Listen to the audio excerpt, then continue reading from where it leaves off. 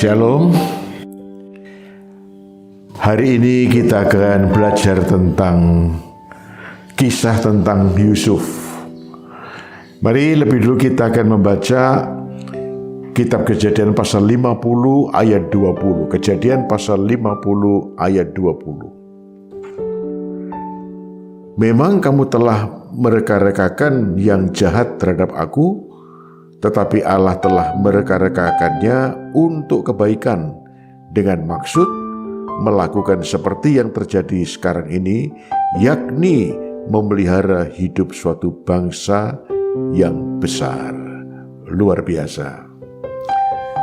Saudara yang dikasihi Tuhan, jemaat yang saya kasih, kekristenan itu mempunyai pengajaran yang sangat mentakjubkan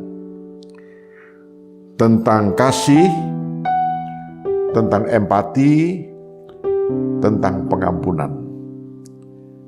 Tetapi pertanyaannya adalah, berapa banyak di antara kita anak-anak Tuhan yang telah menjalankan ajaran-ajaran itu? Namun saya berdoa dan berharap saya dan Anda tidak hanya ingin menjadi pendengar yang baik atau mengerti prinsip-prinsip pengajaran yang menakjubkan ini, tetapi kita mau melakukannya, ya, menerapkan dalam kehidupan kita sehari-hari, baik di tengah-tengah keluarga, di tengah-tengah jemaat, dan di tengah-tengah masyarakat kita. Kita akan melihat satu sosok pribadi yang memang luar biasa, dan saya mengatakan pribadi ini nyaris sempurna. Belum sempurna, tapi nyaris sempurna. Itulah pribadi Yusuf. Sehingga kalau kita lihat, Alkitab mendeskripsikan tentang Yusuf itu dalam pasal yang cukup panjang. Dari Kejadian pasal 37 sampai pada pasal yang ke-50. Saya akan menyampaikan beberapa hal melalui pesan pastoral singkat hari ini, dan mudah-mudahan Roh Kudus akan menolong kita dimampukan bukannya belajar tentang pribadi yang mengagumkan ini, pribadi Yusuf, tetapi kita juga mempunyai karakter seperti karakter dia, ya. Beberapa hal saja. Yang pertama adalah milikilah visi, ya. Milikilah visi. Nah, karena visi ini akan membuat kita memberikan arah yang jelas dalam aktivitas kita, dalam kehidupan kita. Kalau orang nggak punya visi, itu seperti orang berjalan di tempat, menghabiskan energi, menghabiskan waktu, namun tidak pernah menjadi apa-apa dalam kehidupannya. Dan saya ingin mengatakan betapa ruginya kita. Hidup itu hanya satu kali. Nah, sebab itu kita harus menjalannya dengan baik, ya, dengan baik. Milikilah visi. Gitu. Visi membuat Anda dan saya tetap berdiri teguh ketika menghadapi badai dan banyak tekanan dalam hidup ini. Dan kita lihat bagaimana Yusuf, ya, selama 17 tahun, kita lihat 13 tahun, ya. Nah, selama 13 tahun Yusuf menghadapi tekanan-tekanan, menghadapi kesulitan-kesulitan yang memang tidak mudah. Waktu 13 tahun bukan waktu yang pendek, bukan waktu yang singkat, tapi waktu yang cukup lama. Mulai dari diperjualbelikan di Mesir, ditolak oleh saudaranya, diperjualbelikan kepada pedagang-pedagang, ya, pedagang budak, ya, dibuang ke sumur, diperjualbelikan sebagai budak, dan sampai ke rumah Potifar. Nah, dari sana bukan selesai masalahnya, tidak selesai masalahnya. Bahkan di sana Yusuf menghadapi satu badai yang tidak mudah, yang tidak kecil.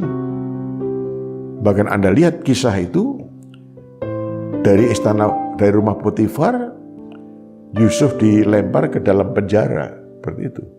Ya. Dia tidak pernah membela dirinya, ya, karena isu, karena gosip, ya, maka dia menghadapi kesulitan yang seperti itu.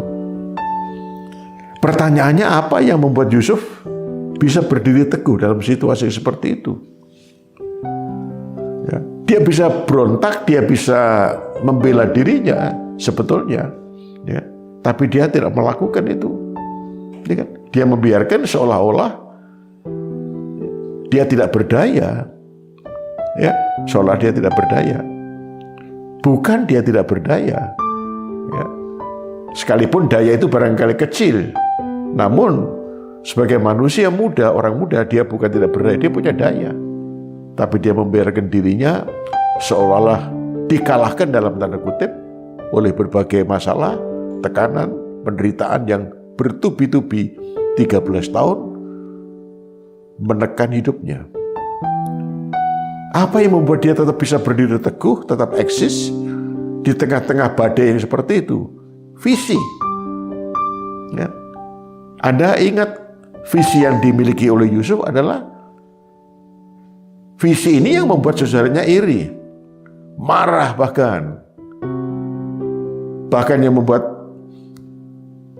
ayah ibunya juga marah. Visi. Anda kenal kisah itu? Bagaimana Yusuf menceritakan kepada saudaranya mimpinya itu. Ketika mereka berdua belas lagi berada di ladang mengikat berkas-berkas gandum, tiba-tiba berkas gandum Yusuf itu berdiri tegak, lalu berkas-berkas abang-abangnya tunduk sujud kepada dia. Dia ceritakan seperti itu. Mimpi yang kedua lebih dahsyat lagi. Bagaimana Yusuf melihat dalam mimpi itu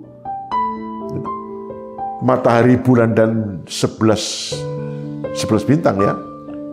11 bintang itu sujud menyembah Yusuf. Nah, sebetulnya ayahnya mengerti makna dari mimpi itu, cuma disembunyikan. Ya. Nah, mimpi ini yang menjadi visi dari Yusuf, ya, sekalipun Alkitab tidak menjelaskan, tapi saya yakin itu, ya, bahwa melalui mimpi itu, ya, dijadikan Yusuf sebagai visi, bahwa satu kali dia akan naik, bukan turun menjadi kepala dan bukan ekor. Dan memang itu kenyataan digenapkan 13 tahun kemudian. Nah, sebab itu berdoalah ya seluruh jemaat, mintalah visi yang dari Tuhan. Apa visi itu? Visi itu adalah sebuah gambaran mental. Visi itu tentu datang dari Tuhan, ya, tetapi Tuhan juga memakai perasaan kita, pikiran kita, ya, karena hati kita, pikiran kita sudah dikuduskan oleh Roh Kudus. Ya, mintalah visi yang dari Tuhan. Apakah visi tentang dunia usaha Anda, visi tentang pelayanan, visi tentang apapun yang kompetensi kita, ya, milikilah itu, karena sekali lagi visi itu akan menuntun kita, membimbing kita, dan akan memberikan kepada kita satu daya, kemampuan untuk berdiri teguh di tengah-tengah kesulitan sekalipun, dengan harapan bahwa satu ketika kita akan sampai pada visi, impian kita, visi yang Tuhan berikan pada kita pada suatu saat nanti. Kita harus bersedia untuk membayar harganya. Yusuf bersedia membayar harga, sekalipun harga untuk mewujudkan visi itu tidak murah. Ya. Lalu yang kedua adalah mengerti tujuan hidupnya. Begitu jelas dalam teks yang kita baca tadi, dalam Kejadian pasal 50 ayat 20, ketika Yusuf sudah berada di Mesir, menjadi orang kedua di Mesir, abang-abangnya, kakak-kakaknya itu betul-betul gemetar. Mereka saling menyalahkan satu dengan yang lain. Ya.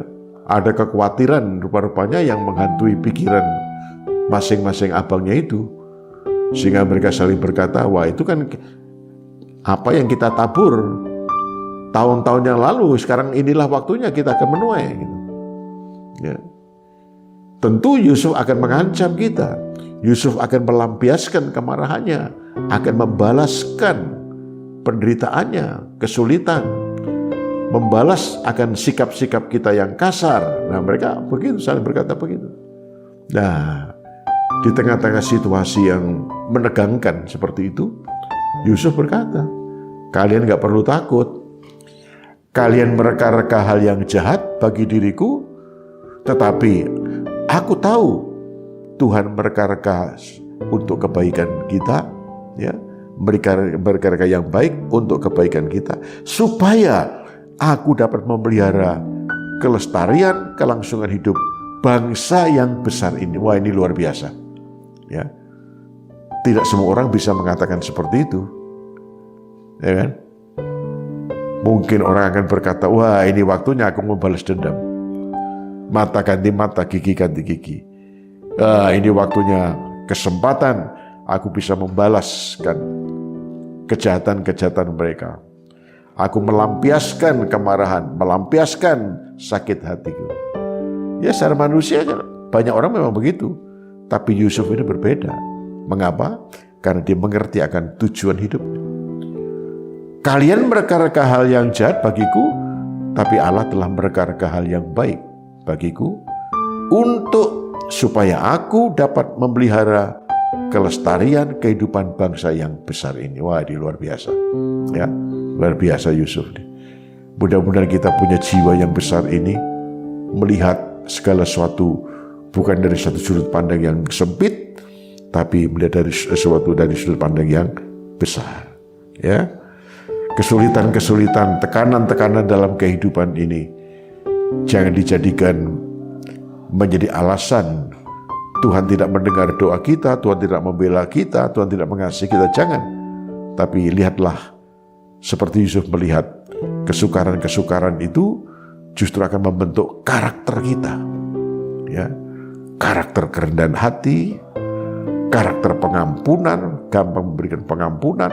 Ya, karakter-karakter itu harus muncul dalam hidup kita. Dan kalau orang melihat, bisa memandang ini, bisa melihat ini, bahwa kesulitan-kesulitan yang terjadi itu sebetulnya untuk memoles kita, ya, memoles saya, memoles Anda, memoles umat Tuhan, sehingga kita lebih berkenan, lebih berintegritas, lebih murni, lebih kudus di hadapan Tuhan. Ya. Kita diajar kerendahan hati, kita diajar bergantung kepada Tuhan, diajar untuk beriman kepada Dia, diajar untuk mempercayai janji-janjinya, ya. Nah seperti itu, saya tahu. Karena Alkitab mengatakan bahwa segala sesuatu bekerja sama mendatangkan kebaikan bagi orang yang mengasihi Tuhan, termasuk pandemi yang tengah terjadi pada hari ini, ya, menimpa umat manusia hari ini, juga menimpa kita, orang-orang percaya. Jangan anggap itu sebagai sebuah hukuman, tapi anggap itu sebagai apa yang terjadi, sebuah alat untuk membentuk kita, ya, supaya kita lebih bersabar, lebih berharap, lebih mengharapkan Tuhan, lebih beriman kepada Dia, ya. Nah, kita lihat tadi, Yusuf mengerti akan tujuan hidupnya. Nah, sebetulnya pada ayat yang ke-20 tersirat satu rencana yang besar, ya, supaya aku dapat menghidupi, melestarikan kehidupan bangsa yang besar ini. Nah, sebetulnya di sini Yusuf bukan hanya terbatas pada suku Israel, 12 suku Israel, tapi jauh ke depan sebetulnya kita bisa melihat, saya harus melihat, Anda bisa melihat, supaya rencana Allah itu menjadi kenyataan dalam kehidupan Yusuf, ya, menyelamatkan bangsa-bangsa. Karena dari salah satu suku Israel, dari suku Yehuda, Kristus Tuhan dan Juru Selamat kita itu lahir.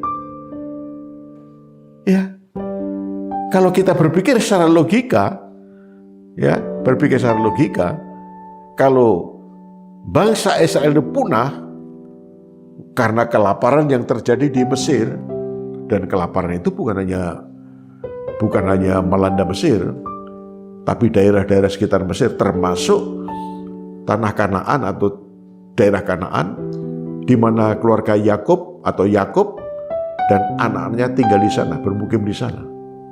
Itu bisa punah loh karena kelaparan itu. Ya, bukan tidak mungkin, itu mungkin. Nah, jadi luar biasa ya. Yusuf itu luar biasa. Dia bisa melihat jauh ke depan. Saya tidak tahu apakah Yusuf bisa melihat jauh ke depan rencana ini. Tapi saya melihatnya, Anda juga harus bisa melihat. Hari ini kita bisa melihat. Sekali lagi, memelihara bangsa yang besar itu bukan sekedar suku Israel yang terpelihara.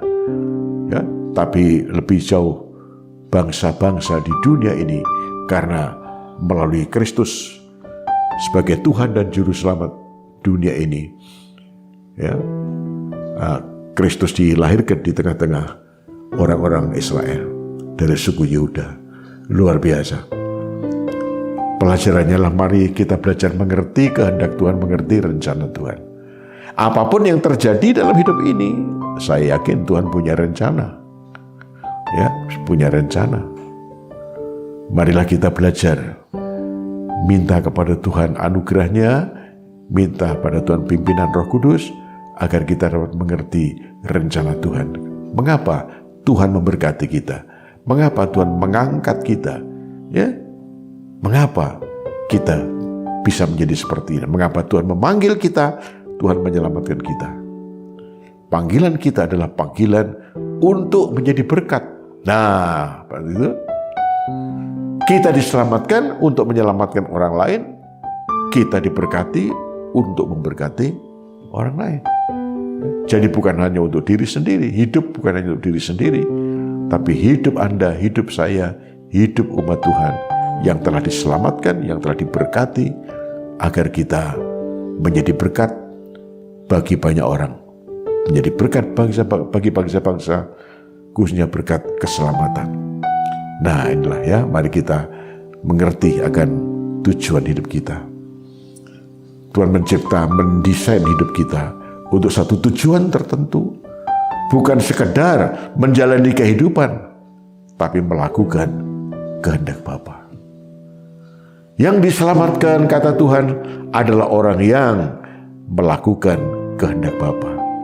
Saya berharap seluruh jemaat umat Tuhan yang digembalakan pada gereja ini adalah para pria dan wanita yang mengerti akan kehendak Bapa, mengerti akan tujuan hidupnya, menjadi berkat dalam segala sesuatu. Ya, dan saya tahu Tuhan pasti menolong dan memberkati Anda semua. Ya, mengapa kita diberkati? Mengapa kita diselamatkan? Mengapa kita dipilih? Ya, nah, tujuannya adalah supaya kita juga menjadi berkat bagi orang lain. Orang lain diberkati melalui hidup Anda, melalui hidup kita. Berkat keselamatan dan juga berkat-berkat yang lain. Ya, saya berdoa supaya seluruh umat Tuhan yang digembalakan di tempat ini, pria dan wanita, adalah orang-orang yang mengerti akan tujuan hidupnya dan diberkati Tuhan. Tapi jangan lupa dengan berkat ini, supaya kita juga boleh menjadi berkat bagi orang lain. Terus bersemangat dan Tuhan memberkati. Ya, sukses. Bapak yang baik, kami bersyukur untuk pesan pastoral singkat pada hari ini. Kami belajar tentang satu pribadi yang mengagumkan ini, itulah Yusuf. Tuhan, berikan kepada kami anak-anak-Mu visi untuk melihat jauh ke depan, visi tentang rencana-Mu, visi tentang apa yang harus kami kerjakan. Tuhan, tolonglah Roh Kudus agar kami mengerti, mempunyai visi, dan kami mengerti visi itu, dan kami dimampukan untuk menjalaninya. Ya Roh Kudus, tolonglah kami agar kami mampu juga melihat tujuan hidup kami. Ternyata hidup kami punya tujuan. Engkau menyelamatkan, Engkau memberkati kami, Engkau mengampuni kami, Engkau memberikan anugerah dan kasih karunia untuk sebuah tujuan, agar kami menjadi berkat bagi orang lain. Tuhan, tolonglah kami. Ampuni kami kalau selama ini kami kurang mengerti akan panggilan kami, panggilan menjadi berkat. Selama ini mungkin ada orang yang egois, ya hanya menikmati sendiri, kekayaan sendiri, dan keselamatan itu sendiri, dan tanpa mau berbagi. Tolonglah kami ya Tuhan, bukakan mata hati kami, supaya kami mulai hari ini, kami sadar akan panggilan kami, tujuan dari panggilan kami, tujuan dari hidup kami, supaya kami menjadi berkat. Sebagaimana Abraham menjadi berkat, maka Engkau telah memanggil kami untuk menjadi berkat. Berkatilah seluruh jemaat ya Tuhan, usaha dan pekerjaan, keuangan, ekonomi, pelayanan seluruh umat Tuhan jadi gembalakan pada gereja ini. Supaya dengan berkat-berkat itu mereka bukan sekedar menikmati untuk kenikmatan diri sendiri, kami boleh berbagi dan membagikan kepada orang lain. Begitu banyak orang yang belum diselamatkan, belum pernah mendengar berita Injil, kabar baik. Tolonglah agar kami juga menjadi saluran berkat, mewartakan kabar baik kepada mereka. Tuhan, dalam situasi pandemi seperti ini, begitu banyak orang miskin dan menderita. Bagi kami yang Kau berkati, tolonglah kami, gerakkan hati kami, agar kami juga menyalurkan berkat-berkat. Oh Tuhan, sesuai dengan apa yang Tuhan berikan kepada kami. Terima kasih Tuhan, berkati seluruh jemaat. Sekali lagi usaha pekerjaan dan kesehatan mereka, pertumbuhan rohani umat-Mu, Tuhan memberkati berlimpah-limpah. Hamba-hamba Tuhan juga Tuhan memberkati berlimpah-limpah. Dalam nama Tuhan Yesus. Amin. Tuhan memberkati, selamat berkaya. Amin.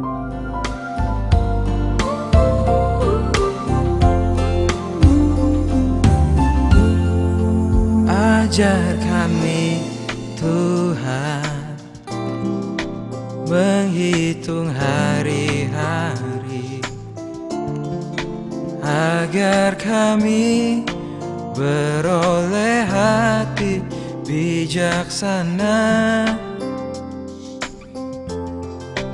Ajar kami Bapa hidup dalam jalan-Mu,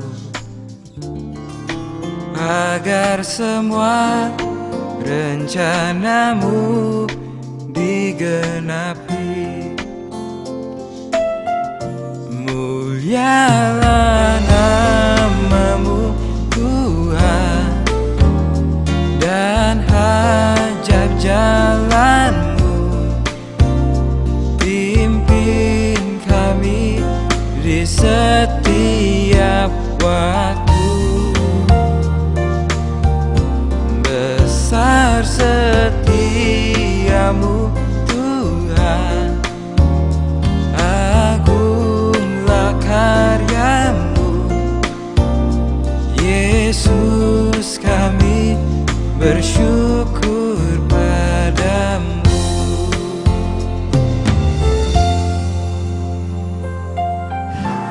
Masa hidup kami 70 tahun, dan jika kami kuat 80 tahun, dan kebanggaannya adalah kesukaran dan penderitaan. Karena itu, ajarlah kami ya Bapa, menghitung hari-hari kami sedemikian, hingga kami beroleh hati yang bijaksana. Ajar kami Tuhan menghitung hari-hari, agar kami beroleh hati bijaksana. Ajar kami Bapa hidup dalam jalan-Mu, agar semua rencana-Mu digenapi.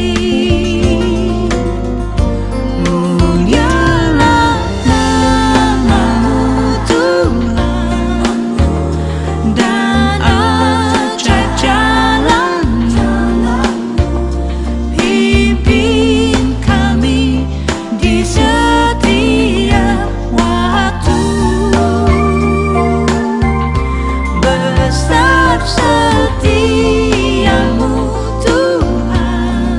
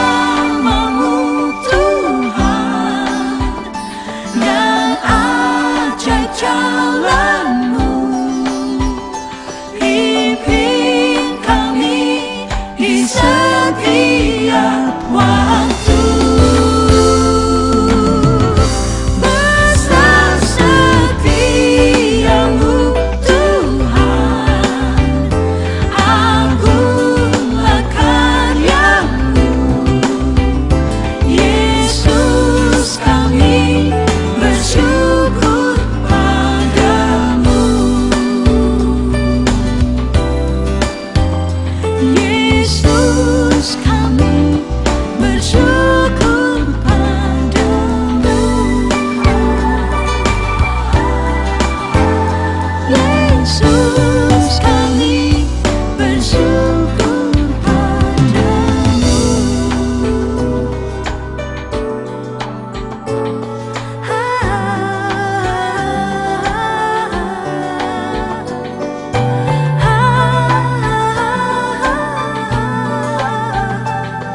Yesus kami bersyukur